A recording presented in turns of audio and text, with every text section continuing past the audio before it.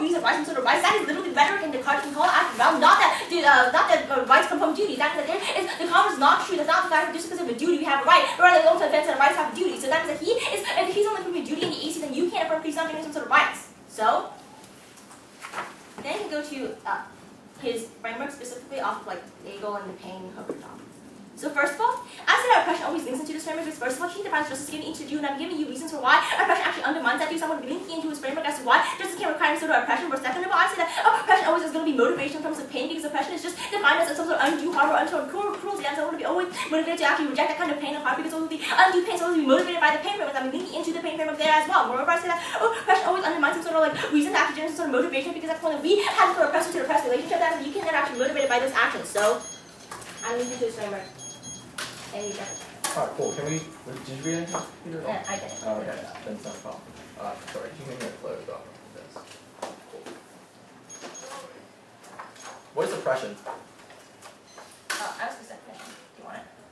What? I have a specific definition. Yeah, it's defined as the act of subjugating by cruelty or force. The act of subjugating by cruelty or force. So you justify what that cruelty or force is a bad thing?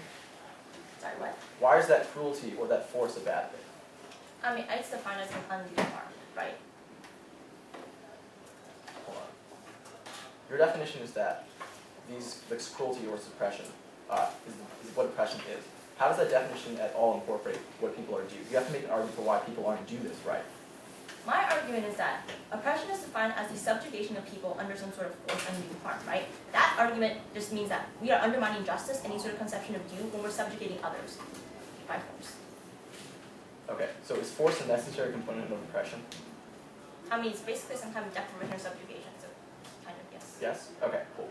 Let's talk about the case itself. Let's talk about the impacts. What is the biggest impact of having this rights sort of attitude? What is the biggest link with the oppression? I mean, the entire impact explains why rights re-entrench the hierarchy of power. Okay, so can you just explain to me that, why that happens? Okay. So Captain Moore talks about how when we extend rights, we are not challenging the right of the group in power, the original group, to determine who are rights holders and who aren't rights holders. So the exclusionary boundary still exists, i.e., like we can define whether animals are rights holders and non-animals are non-rights holders, but just by extending that right doesn't mean that we're challenging the original group's power to determine who are rights holders. So let's get this straight. So the problem that you isolate with the advocacy is that I don't look at the alt question how we stop the abuse at the highest levels of power, right? No, the K criticizes how you don't try to solve for that, and you re-entrench that by not challenging the right. That's what. Okay, that's what I was trying to say. If I can get that clear. Okay, cool. Let's talk about the argument about how the K is key negative ground. What's the implication of this argument? Is that just it can't be excluded for theoretical reasons? It's just a theoretical justification for it, and it's like this K is key negative ground. It's like any theoretical justification. Okay, let's talk about the links to the AC. There's two, right? The A and B point. The A and B point coming up. The link section. Oh, the link section, yeah. Right. The first one is that I use the rights discourse where I advocate rights, right? This K has nothing to do with discourse. It's okay, your I'm action sorry. is extension of right. You're extending rights. It's a rights approach. Okay. And then explain to me the link between that and triggering the impact. I'd like it to be clear. Okay. The link is you advocate rights. I'm criticizing rights. And that link, the impact explains why advocating rights re-entrenches hierarchies of power and oppression. Right, but when we talk about the impact section, you said the reason why the impact occurs is that I don't question how people are able to use their power when granting rights. So how does your link account for that? The link is the that link that I advocate rights, or is it that I advocate rights? Advocating extending rights just re-entrenches that power, right? You have the group in power to determine who are rights holders and who aren't, because it has the exclusionary boundary. Cool. Wait, can you say the last thing again? It's because the warrant for the argument. Because there's an exclusionary boundary, right? The exclusionary boundary in the group in power is still in power to determine who are rights holders and who aren't. So does the alternative include destabilizing the group in power or removing them from power, or just questioning their power? It involves just rejecting those kind of hierarchies and rejecting their intention. Right, but in terms of rejecting, does that mean that there has to be some sort of tangible impact achieved in decreasing the power of these groups that are oppressive, or do we just have to question their power? Oh, are you asking? Okay. The alternative is not that like we just like question their power, right? The alternative is that we take actions that don't re-entrench their power and try to like prevent their power hierarchies from existing. All right, can you start the arguments in the case and say that specifically for why I re-entrenched the power? Like why rights re-entrench right, power? Exactly. I mean, that's the insider.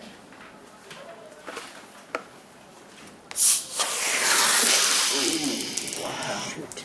Sorry, I got it on video, the sound anyway. Sorry. Sorry about that, but I'm so water. I grabbed it. Sorry.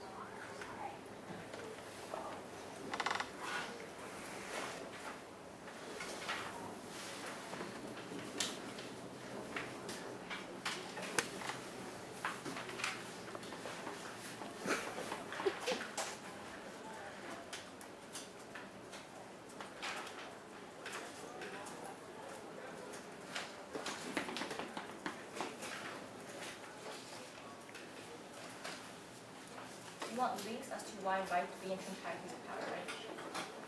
We started. It's basically everything.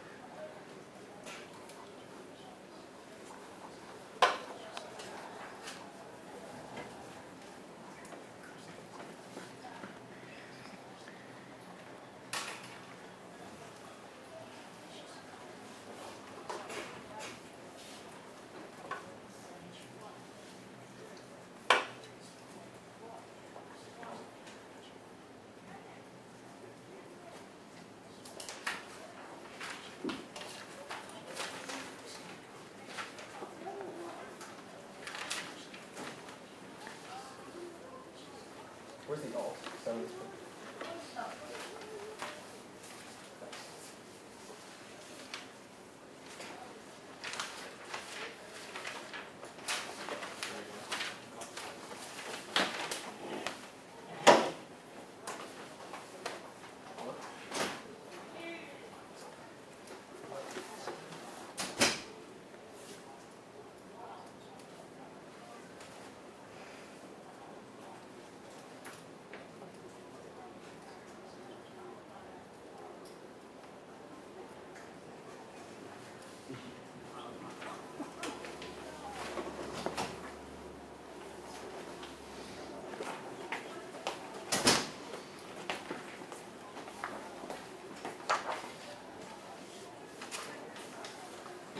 Alright, 40 seconds left.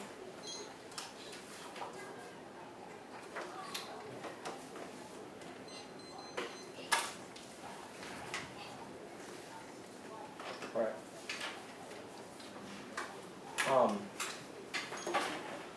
Cool. So orders on the alternative. AC.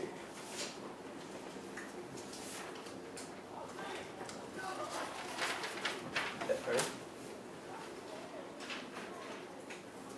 On the alternative, you could permit the alternatives to perform a question because the rights have to stop power abuse by groups at the top of the hierarchy. This is not mutually exclusive with the after that we should also grant rights. We can still do this at the same time, but afterwards, which means that we can still grant rights to animals and also consider the people who are granting those rights as people who are abusive. This means the firm is also net beneficial for two reasons. First of all, is the first step for starting to fix the problem because the animals have to be able to make claims about other people in order to even have a legitimate basis for challenging people to power at the top. And second of all, the power at the top, people power at the top will remain unchallenged in the sense they do not give any legitimacy to the claims of the other people with the animals do not count at all, except under exception of rights to grant them some sort of moral status which they are able to make those claims. AC.